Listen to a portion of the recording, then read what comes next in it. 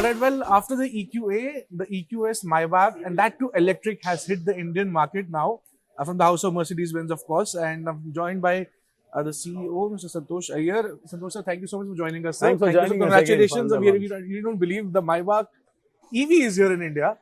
Last time we met during the EQA launch, and now with the Maybach, there's a bit of a. First of all, let's talk about the extremes. I mean, from the EQA sub 70 lakh car to a EQ to Maybach, 2.25 crores. That was an initial price. What led to these two extremities? No, firstly, for us, the first car to launch in India was an EQS sedan. After the EQC that we did pre-COVID, but after COVID, we did the EQS sedan locally produced. That still remains to be our largest selling car.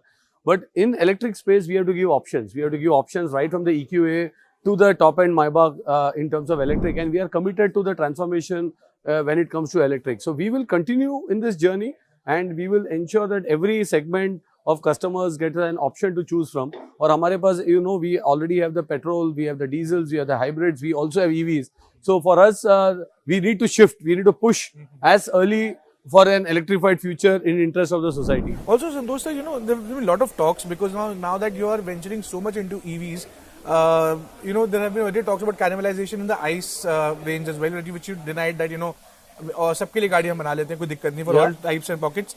But for EVs, I want to ask you, it's a new trend that Mercedes is now with EVs now, fully going rocket through. I want to ask you, is there any risk of cannibalization that you're seeing with various launches that you've done in the EVs portfolio? No doubt. See, cannibalization for us, let me take an example. We have a GLS Maybach, we have an S-Class Maybach.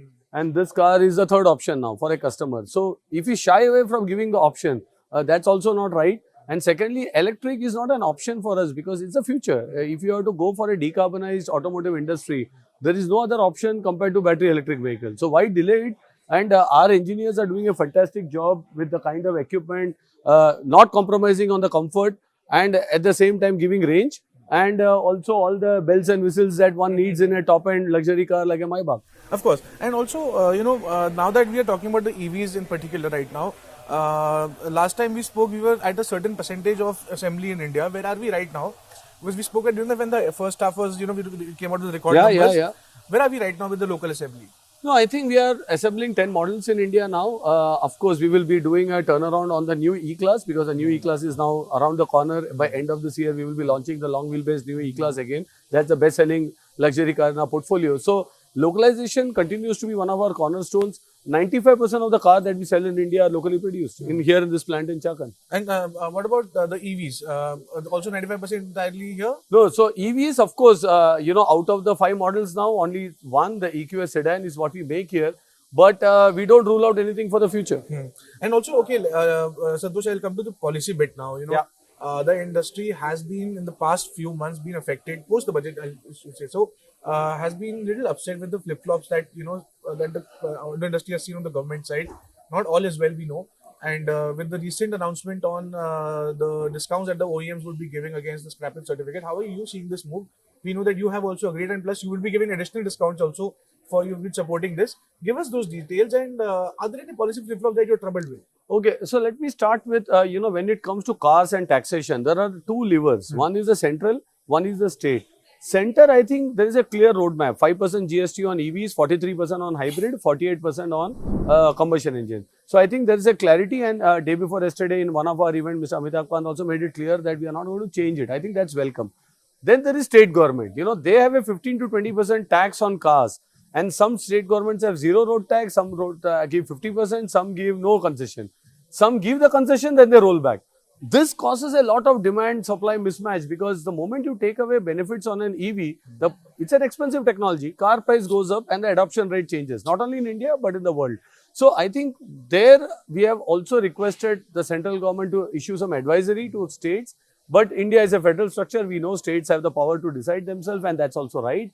And that's where I think sometimes the flip-flop of incentivization for one fuel type discontinuation offers. The second topic you brought up was about the scrappage policy. I think circularity is core. When we talk about decarbonization, on the other spectrum is also recycling and circularity. And this car that we launched today has vegan leather seats. It has floor mats made out of fishing nets, recycled fishing nets. So we are fully into sustainable and recycling. Therefore, we didn't even wait for the government. You know, way back 3 months back, we already came up with a scrappage incentive that anybody giving us a scrappage certificate, we will be able to again offer a special discount. But more than that, you know, the state governments again change here. So I have a state government which says we will give you a 50% reduction in road tax if you scrap a car. Some of them say, no, we don't care. Some of them are ready to even go to 75% reduction in road tax. So I think the state level, I think GST was a very big benefit because we had one tax all India.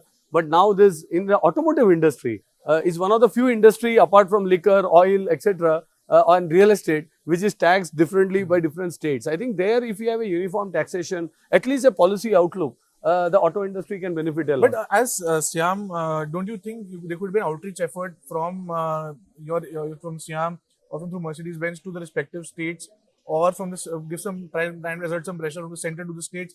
Have you done your bit at your end? I think CM is doing a great job in that. You know, they are definitely knocking the doors. I am sure all of the colleagues there, they are really working hard to meet the governments, impress upon them.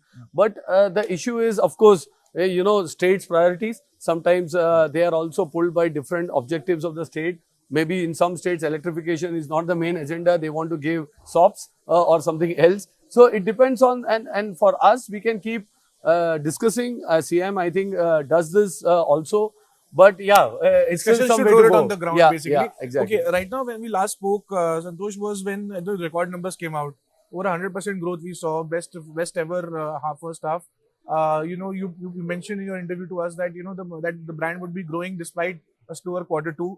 How is that going now? And I know it's H1, H2 quarter number that you would be more interested to come out with.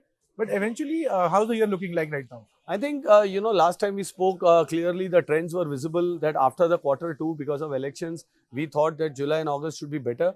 Of course, it's better than, and as per plan. We also have a lot of monsoon and rain. So we had showrooms being shut down in different parts of India because of floods, rains. Also, test drives being lower considering the flooding situation, etc. But I think the worst is behind us. We have very good inquiry levels. I think we will have again a record next 3-4 months. We are still on it for a best ever year in our history with a double-digit growth. Right. Also, the festive season is beyond, is like standing right in front of us. What are your expectations from that? I think today consumers are now going to enjoy a lot of offers in the market. You know, we have forgotten this is how the market was pre-COVID. Just that after COVID, the demand was high, supply was not there. So the discounts went off, maybe there was a waiting period. But I think production has caught up. Most of the OEMs have cars now. And therefore, it's a normal practice that in festive period, you have very high offers, which is what we can see in the market. And I think each brand has their own set of offers.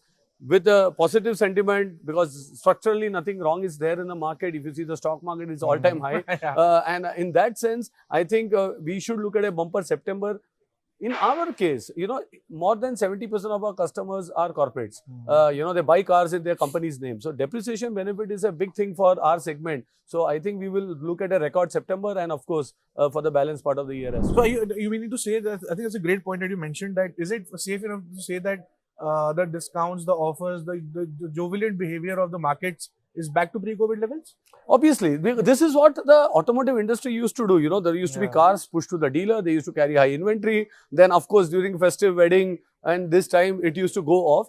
Just that the muscle memory went away, you know, in the ecosystem, because everybody forgot they had to carry stocks, or some people thought that I don't need to give discounts to the market. But I think it's an economic cycle, and it's also somewhere that festive period offers are the name of the game. So it's there across, and it should drive the sentiments on a positive way. Before I let you go, there's been a lot of debate on the dealership dispatches, and eventually the dealers saying something that they have a swollen inventory, and OEMs are saying that no, there's not so much dispatches that have been done. Who's right? Please clear us the picture. See, for us, I can say for Mercedes-Benz, we shifted our retailing model. We have no stock at our dealers because we are direct to consumer. In October this month, I complete 3 years. We have done 50,000 Mercedes-Benz cars under the new business model. I think this is a clean model. You know, there is no wholesale stock at dealers. There is no crib. And whatever is shown in Vahan, whatever we are retailing is what is retail. So I think we are out of it.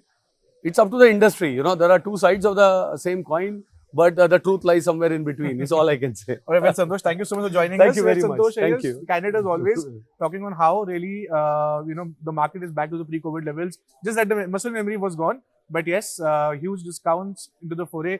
And of course, with the Maybach S680 hitting the market soon, there will be a plenty of options from the house of Mercedes-Benz. With camera person Abhishek, this is Chetan Bhutani for Business Today Television. If you like the video, do like, comment, share and subscribe.